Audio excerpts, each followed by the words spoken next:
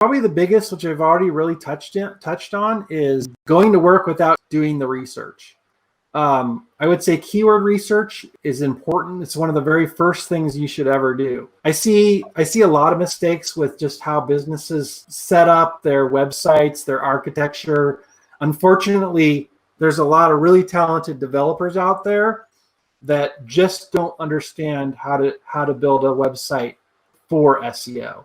So we see that all the time, and it's unfortunate because we get a lot of business from clients who are like, hey, I dropped 10 grand on this website and it's beautiful and it does everything I need it to do, but it's invisible. And it's like, well, yeah, that's because, the code is bloated. The site doesn't load quickly. It's got way too much JavaScript. It's not optimized. And so we have to end up doing a lot of like fix-it projects. And so that's another mistake we see is, just building an infrastructure that doesn't have that optimization in mind. And some of that can even go into design too. So like, even if you're going purely off of like paid ads, you want to have a design that's going to encourage people to convert to a particular funnel.